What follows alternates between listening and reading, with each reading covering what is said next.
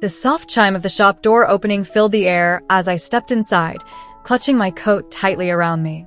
A brisk winter breeze followed me in, carrying with it a sense of urgency. This wasn't just any shopping trip. It was the shopping trip, the one I had dreamed about for years but feared for just as long. The boutique smelled faintly of lavender and vanilla, its atmosphere both inviting and intimidating. Rows of wedding dresses hung like clouds suspended in midair, each one whispering a promise of transformation. The shimmering silks and delicate lace seemed almost too perfect, like they belonged to another world, a world I was desperate to join.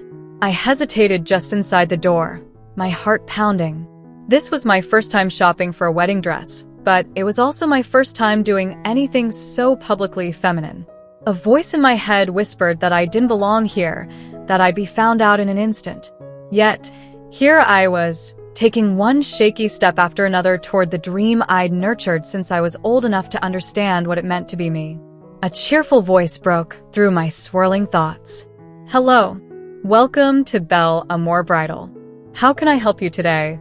I looked up to see a petite woman with a warm smile approaching me. Her name tag read Maggie, and her bright eyes sparkled with the kind of enthusiasm that only a true romantic could muster. "Oh, hi," I said, my voice catching slightly. I cleared my throat and tried again, hoping she couldn't hear the nervous tremor. "I'm looking for a wedding dress." Her smile widened. "Congratulations. When's the big day?" It's next spring," I replied quickly, as if I had rehearsed the answer. Truthfully, there wasn't a set date yet. There wasn't even a fiancé, at least not in the traditional sense. This wasn't about an upcoming wedding, it was about something far more personal. But Maggie didn't need to know that. "That's wonderful. Do you have any ideas about the style you're looking for?" she asked, gesturing toward the rows of dresses. I hesitated, unsure how much to reveal. My mind flashed back to the countless hours I'd spent browsing wedding dress photos online, fantasizing about the day I'd finally wear one. I knew exactly what I wanted. Something elegant but simple, with flowing chiffon and delicate lace accents. Something that would make me feel right. "I think something A-line, maybe with lace?" I said cautiously, testing the waters. Maggie nodded thoughtfully. "Great choice. A-line dresses are so flattering, and lace adds such a romantic touch. Why don't we start over here?" She motioned toward a nearby rack, and I followed her like a nervous shadow. As Maggie began pulling dresses off the rack, I felt a strange mix of excitement and dread.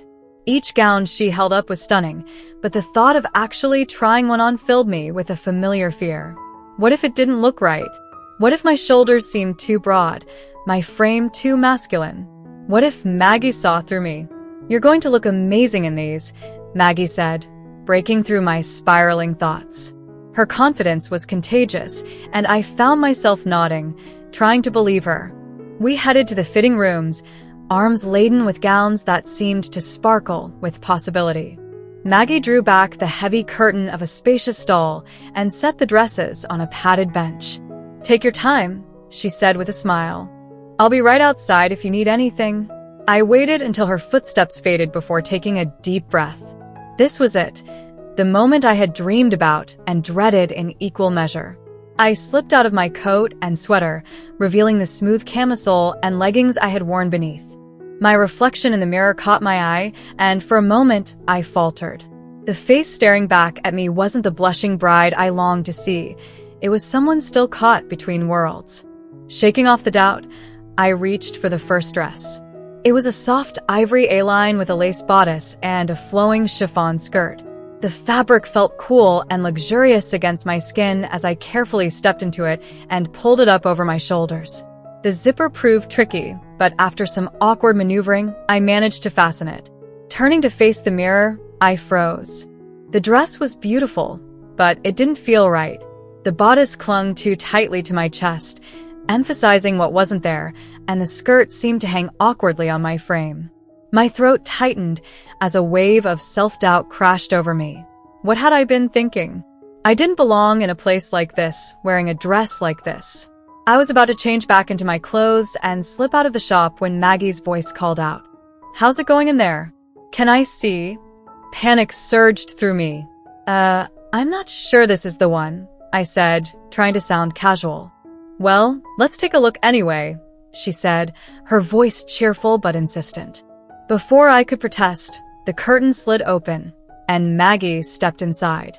Her eyes lit up as she took in the sight of me. Oh, wow. That's gorgeous. I glanced at her in disbelief. Really? I don't think it fits right. She tilted her head, studying me with a critical but kind eye. You know, the fit can always be adjusted. What matters is how you feel in it. Do you like it? I hesitated, searching for the right words. It's beautiful, but I don't feel like me in it. Maggie nodded, her expression thoughtful. I understand. Let's try another one. Sometimes it takes a few tries to find the perfect dress. Her encouragement gave me the strength to keep going. Over the next hour, I tried on dress after dress, each one a small step closer to the vision in my mind. Maggie was endlessly patient, adjusting straps, pinning fabric, and offering suggestions without ever making me feel judged. Finally, she pulled out a gown from the back of the rack. I've been saving this one for last, she said with a wink. It's a bit different, but I think it might be just what you're looking for. The dress was breathtaking. It had a fitted lace bodice with cap sleeves and a flowing organza skirt that seemed to float like a dream. The soft blush undertone gave it a unique charm, and delicate pearl details shimmered in the light. I stepped into the dress, my hands trembling as I fastened the zipper. When I turned to face the mirror, I gasped. For the first time, I saw her, the woman I had always been but rarely glimpsed. The dress fit like it was made for me, accentuating my best features while softening the ones I worried about. Tears welled up in my eyes as a smile spread across my face. Maggie peeked in and let out a delighted gasp. Oh my goodness, you look stunning. This is the dress, isn't it? I nodded, unable to speak. The words caught in my throat, choked by the emotion of the moment. This wasn't just about finding a dress, it was about finding myself. For the first time, I felt whole, like all the pieces of my identity had clicked into place. Maggie stepped back to give me a moment, and I turned to study my reflection. The woman in the mirror wasn't perfect. Her makeup was a little smudged, and her hair needed some work, but she was me. And for the first time in my life, that was enough. As I changed back into my clothes and prepared to check out, Maggie handed me a small card. This is the number of a tailor I work with, she said. They're amazing with custom fittings, and they'll make sure this dress is absolutely perfect for you. Thank you, I said, my voice thick with gratitude. For everything. Maggie smiled warmly. It's my pleasure. Every bride deserves to feel beautiful on her special day. As I left the boutique, the sun broke through the clouds, casting a warm glow over the street. I clutched the garment bag tightly, a tangible symbol of my journey.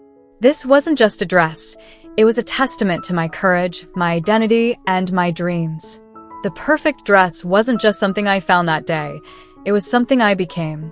As I stepped outside, a gentle breeze stirred the air, carrying the faint scent of winter and a promise of spring. The boutique's lavender vanilla warmth lingered on me like a blessing. I hugged the garment bag closer, an unexpected smile blooming on my lips. I had the dress. My dress. The journey, however, wasn't over. Finding the perfect dress had been a monumental step, but it wasn't the finish line.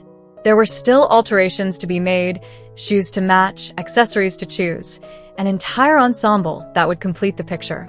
But more than that, there was another journey ahead, the journey of acceptance. Accepting myself and, perhaps even more terrifyingly, asking the world to do the same. The garment bag swayed lightly in my grasp as I walked to my car. The streets were busy, and the glances of passers-by stirred a quiet unease in my chest. Were they looking at me? Could they tell? The doubts I thought I'd left behind crept back in, their whispers sharp and persistent. I clenched the dress tighter, as if its fabric could shield me from the world. I drove home in silence, the weight of my purchase settling in. When I finally reached my apartment, I carefully carried the dress inside, treating it like the sacred treasure it was. My cozy living room felt smaller, more intimate, as I hung the garment bag on the back of my bedroom door. There it was, a dream made tangible, yet still out of reach. I stood there for a long time, staring at the bag. My reflection in the mirrored closet door caught my eye. I saw a figure not yet fully realized, a person caught in transition, trying to reconcile the internal and external worlds. The dress was a promise of the person I wanted to be, but the rest was still up to me. Over the next few weeks, I became a woman on a mission.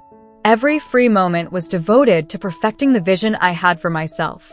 I scheduled a fitting with a tailor Maggie recommended, a kind older woman named Teresa, who greeted me with a warm smile and a cup of chamomile tea. This is a beautiful gown," Teresa said, running her hands over the delicate lace. "You've got good taste." "Thank you," I said, feeling a flush of pride. I wanted to fit just right. "It means a lot to me." Teresa's eyes softened.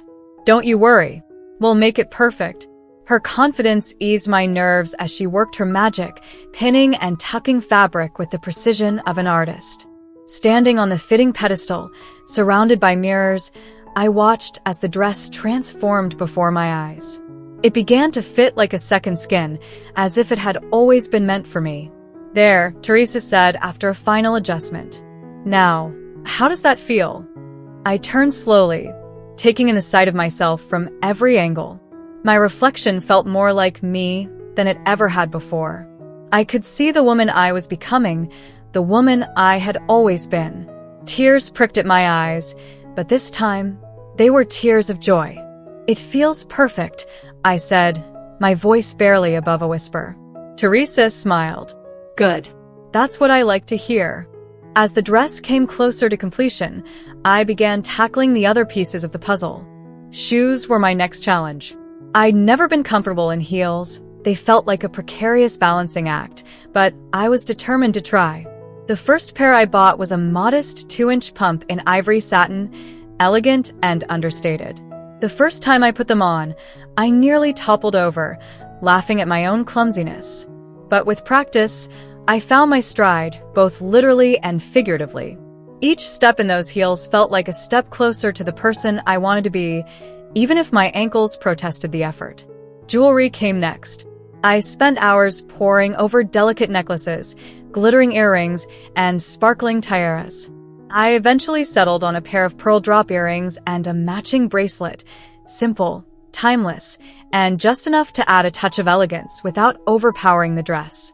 Piece by piece, the vision was coming together. Yet, as each day passed, the lingering question loomed larger. What would people think? Could I really do this? Step out into the world as the woman I saw in the mirror? The first real test came unexpectedly. My best friend, Rachel, called me out of the blue one evening. We'd been friends since college, and she was one of the few people who knew my full story. She'd been supportive from the beginning, but I'd never shared the details of my wedding dress journey with her. Until now. "You did what?" Rachel's voice crackled with excitement over the phone. "You bought a wedding dress? Oh my God, I have to see it." I don't know," I stammered. "It's kind of personal." "Personal, schmersonal," she said with a laugh. "You know I'll love it." And you? "Besides, you're not getting out of this." "I'm coming over." An hour later, Rachel burst through my door, her arms full of snacks and wine. "Okay, show me the goods," she demanded, plopping down on my couch. With shaky hands, I retrieved the dress from its place of honor. I hesitated for a moment, then laid it out gently on the sofa. Rachel's eyes widened as she took in the intricate details of the lace and organza. "Wow," she said, her voice hushed. "It's stunning. You're going to look amazing in this." "Do you really think so?" I asked, my insecurities bubbling to the surface. Rachel looked at me, her expression softening. "I don't think so. I know so. You deserve this, you know? To feel beautiful. To feel like yourself." Her words hit me like a bolt of lightning. Rachel had always been my cheerleader, my rock, but hearing her say those words out loud made them feel real in a way they hadn't before. For the first time, I believed them. With Rachel's encouragement, I began to step further out of my comfort zone. We made plans to go out together, nothing too fancy, just a casual lunch at a quiet cafe. It was my first time venturing into public in full femme attire, and the thought filled me with both excitement and terror. I spent hours getting ready that morning, carefully applying makeup and styling my hair.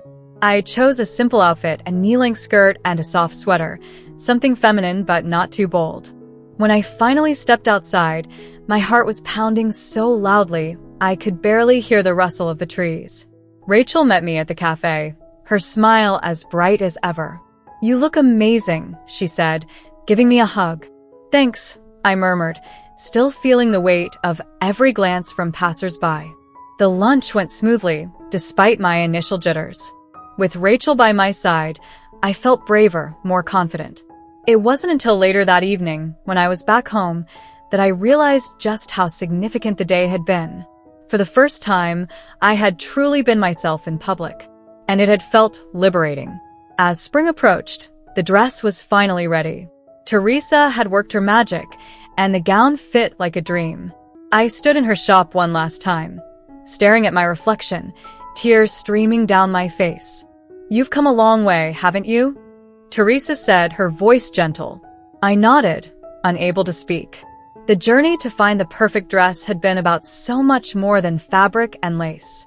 It had been about finding myself, embracing my identity, and learning to love the person I saw in the mirror. When I left Teresa's shop that day, dress in hand, I felt a quiet sense of triumph. I wasn't just wearing a wedding gown. I was wearing my truth, and it fit perfectly. Thank you so much for watching till now. It means the world to have you here. This community is all about empowering each other and celebrating the incredible journeys of everyone on their path to living authentically. If you're ever feeling lost or alone, remember you have a whole family here for you. Hit that subscribe button, smash that like button, and let's keep inspiring each other, sending you all the love and strength in the world. Until next time, live your life by your rules.